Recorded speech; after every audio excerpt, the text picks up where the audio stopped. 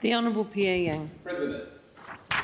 President, a few weeks ago I made a statement in relation to small businesses, more particularly medium-sized, small and micro-sized businesses. I want to continue on that theme today and continue to talk about the initiatives of this government have had in supporting small businesses people in Western Australia. And President, I said during my last contribution that I was going to talk about a number of the specific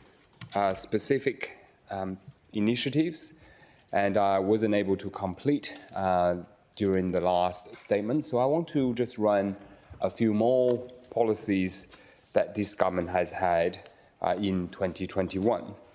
There was a press release or media statement on the 19th of July 2021 issued by the Minister for Emergency Services, Racing, Gaming, Small Business and Volunteering, the Honourable Rhys Whitby, on the applications for the latest rounds of lockdown grants opening. And in that statement, it was said that small businesses are now able to apply for $3,000 lockdown grants. One-off grants will provide targeted assistance to businesses impacted by the June lockdown and subsequent restrictions. Hospitality, catering, fitness, hair and beauty, and creative and performing arts sectors will benefit. Now, that was for the lockdown between the 29th of June and the 2nd of July, the 2nd of July, and the subsequent restrictive period between the 3rd and the 6th of June. And many small businesses in retail obviously were affected during that period of time, and the government committed more money and support. And in that same statement, it was stated that 15,400 small businesses would benefit in the Perth and Peel region, and also 2,300 small businesses would benefit in country WA. The next day, the government put out a media statement about the new round of local capability fund, which was around $2 million for that initiative at that time.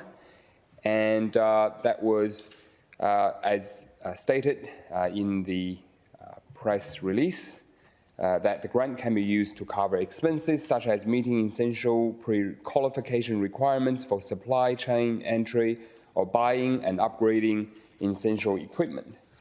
And President, it was going to be in relation to Aboriginal business round, supplying key major projects round, and national and international standards compliance rounds.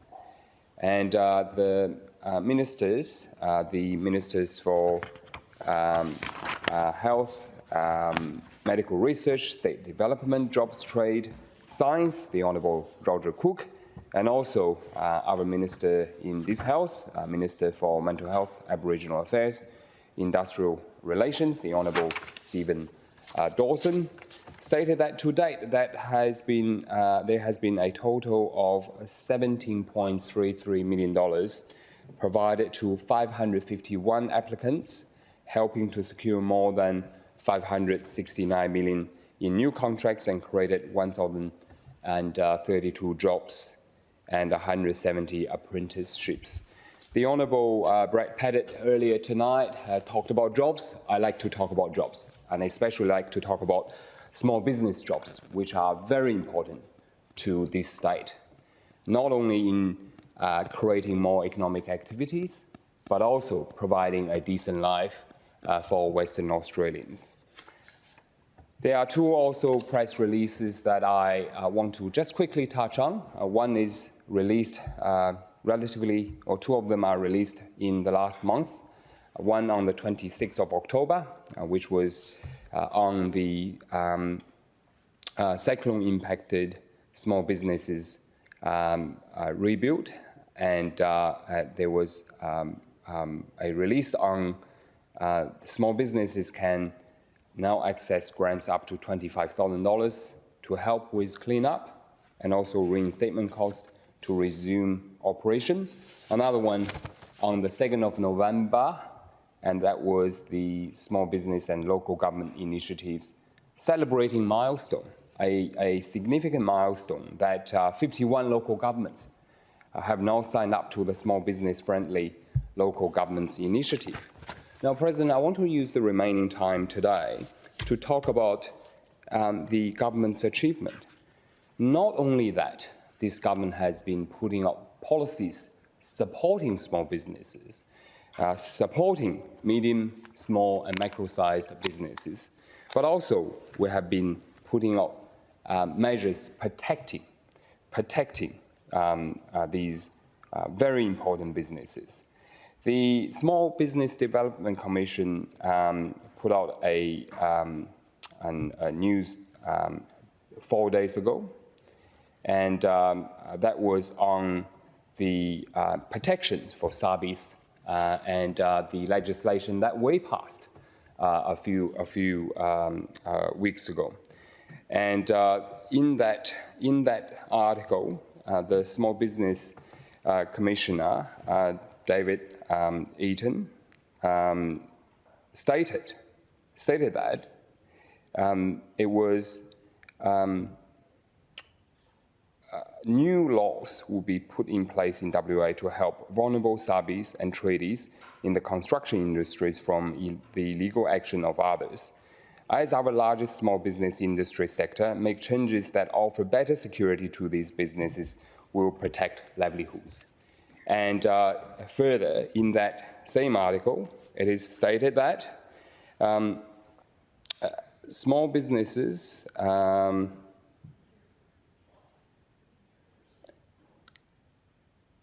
if you are a subcontractor working in the construction who have experienced systemic late payments, you can make a confidential report to the Small Business Development Commission.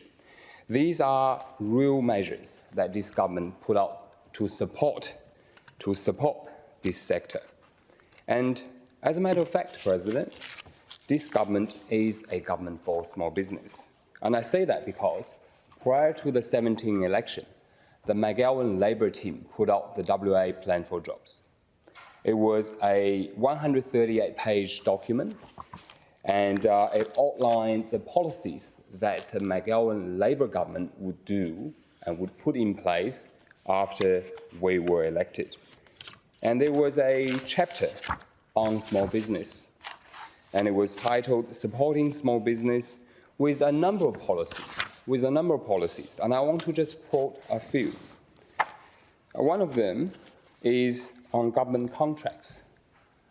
And in that policy, it is stated that a McGowan Labour government will enact legislation to create the Western Australian Industry Participation Plan Act to create the opportunities for local SMEs to compete for government contracts while still achieving value for money. And one of the first acts of this government after the 2017 election was to enact the Western Australian Jobs Act. And the Act became the legislative foundation for the Western Australian industry participation strategy.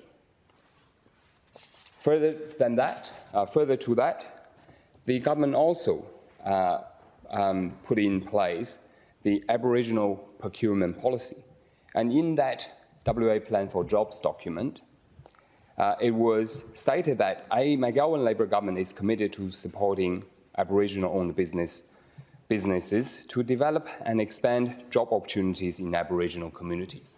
President, in that document, there was a target stated that 3% of overall contracts would go to Aboriginal-owned corporations. And as a matter of fact, the government's website has uplifted that target with a policy target of for 2022-2023 year with an aim of 3.5%, and also for the financial year after that, 4%. President, I seek to continue on another opportunity on these wonderful initiatives of this government.